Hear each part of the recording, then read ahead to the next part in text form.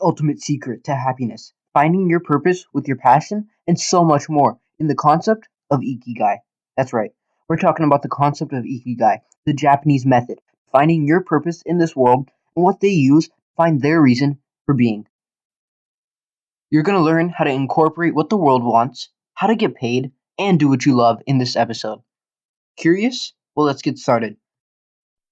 Welcome to the Roots and Ropes podcast, where Nathan, your host, talks about lessons, concepts, and ideas to the youth that I'm learning as a fellow teenager going through the journey with you to help us succeed, elevate ourselves, and deal with today's problems in this world. In today's episode, episode 3, we're going to be talking about Ikigai, the Japanese secret to finding happiness and finding their purpose. Let's talk about who this is for. So this is for anyone who doesn't know what to do with their talents, anyone who doesn't know what their purpose is in life. They're not sure why they're born. For anyone who doesn't know what their career they should pursue, anyone who doesn't know what job to go for, or anyone who came over from the previous episode about the concept of the passion project, or who didn't like that option, or again, anyone who has these couple of skills that they're really interested in, that they really want to pursue, but they don't know how to pursue it. But anyone who has this one specific skill, this one specific thing that they feel they were meant for, this one specific thing that the flame inside of them, it burns for that one thing. That one thing will not help you in this concept of Ikigai, because Ikigai is meant for several things. If you want to follow this one thing, then I suggest you go watch the previous episode where we talk about the passion project, how to use your passion and your 9 to 5 to fuel each other. Now, for this episode, the concept of Ikigai. So, Ikigai is a Japanese concept. It means a reason for being. It means roughly a reason for being, a reason to be alive.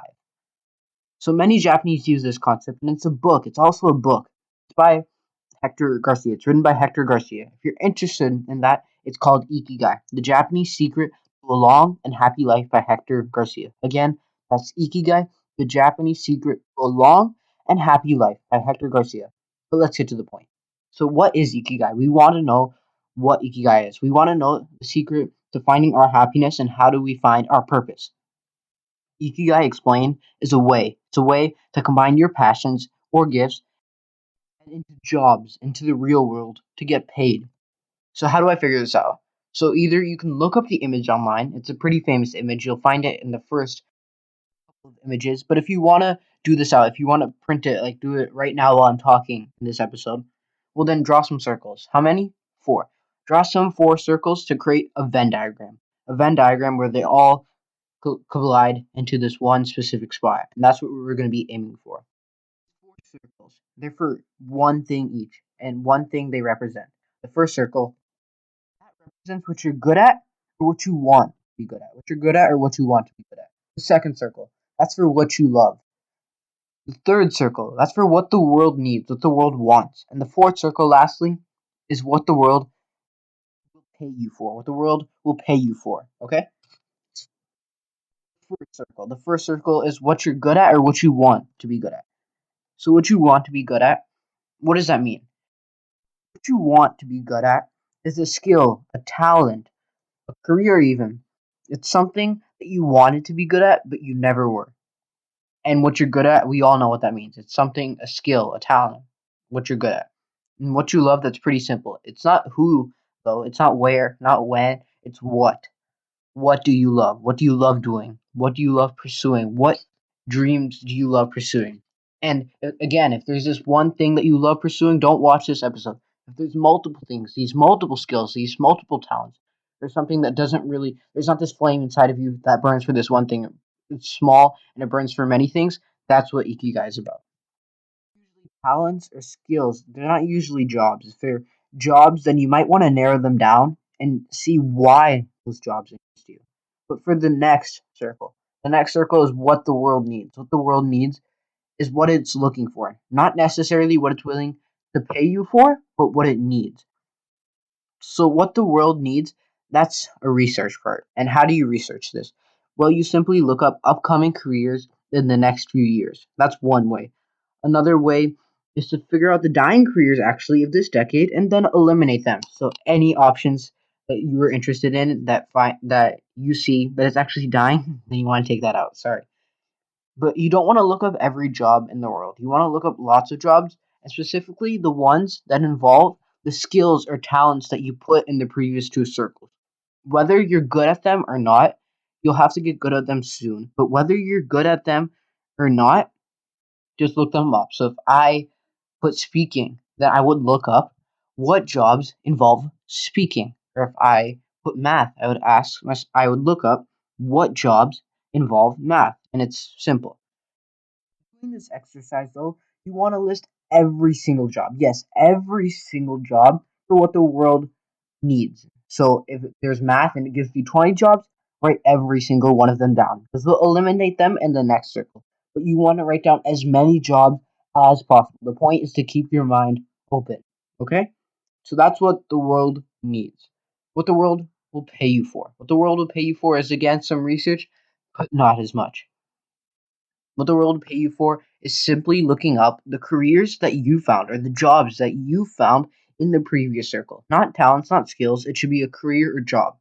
If it's a skill, unless it's coding or something like that, where coding is a big concept and then there's a few small skills that go with it and make a job, unless it's that, it's got to be a career, not a skill, a career. Simply look up those careers. You look up those careers and see, okay, how much does this career pay me? How much does it pay? And when you look up these, you'll see the average salaries. Go for the average salaries, not the minimum or the maximum. Go for the average salaries. Write those down. And how do you eliminate them? Well, you simply come up with the minimum salary. What is the minimum salary that you're willing to settle for? Not the maximum, because I don't think any of us have a maximum. Maybe we do, maybe we don't. I know I definitely don't. But for minimum salary, you figure out the minimum salary that you're willing to settle for, what you need, what you want. I mean, we all want, or we most of us want bigger salaries. So, what do we need? What is the minimum salary that we're willing to settle for? Write that down, and any job that does not meet that salary, cross it off. And maybe you'll end up with a lot of jobs in the fourth circle, or maybe you'll end up with a small amount of jobs. Both are good. Both are good. Anything is good. But you want to list down the four circles. You want to figure out all the four circles, and then you want to find out what the world will pay you for. You list those salaries, and then you write them down. You write down the salaries and the jobs. I mean, that's the first step. That's the first step, filling out the circles. The second step is the step with the most amount of research. Yes, this is a lot of research already, but it involves more research. And why? Because this is an important process about finding your passion, finding your purpose. It's an important process. So, what does the research look like? Well, the research is simply looking at every single job, every single job in what the world will pay you for, researching them, and then seeing the skills that are required for that job, seeing the skills that are required for that job, and then whatever skills are required for that job, how many of them were in common with what you were good at and what you loved? How many of them were in common with what you were good at and what you loved? An example, let's say there was this one job. It has 20 skills. 10 out of those 20 skills, 10 were something that were on my list for what I was good at, what I wanted to be good at, or what I loved. And I simply do that for every job. I tally it, and I do that for every job. I don't go proportionate based on percentage of how many skills are required. I simply list it down. Tally. It's a tally of whatever jobs have the most amount of skills that I love or what I want to be good at or what I'm good at have. And so I tally it down. I'll tally it down, and let's say there are two jobs that have seven in common, and there's this one job that has 10. Then obviously I go for the job that has 10. And I mean, that's it. That's all there is to it. It's simply filling out the circles, then finding out what skills are in common with those jobs. After you've done that, you pick the job with the highest, or you pick the top three, and then you really heavily research on that and see if that's what you like. And if you do, then you pick one of them, and that's your purpose, that's your career. If it's not, then you simply go on to the next job on that list. And if none of those jobs match, then maybe the concept of Ikigai did not work and you should go for the concept of passion project. And if Ikigai, you felt that it didn't match for you because you had this one thing where I told you earlier, go watch Passion Project. Or if you found out you had this one thing, you didn't know it yet, And also, again, watch Fashion Prep. But you will have to choose one job eventually. Unless they somehow combine, you will have to choose one job eventually. Maybe that means trying them all out or talking to people who do those jobs. But realize that you pick your college classes accordingly. So you make your choice carefully. Maybe even see potentially what your college classes would be and see if you like those to help you choose. But that's it.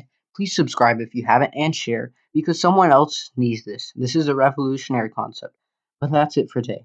So thank you for watching today's episode 3, about the concept of Ikigai. And again, please share, like if you can if you're on YouTube, and subscribe.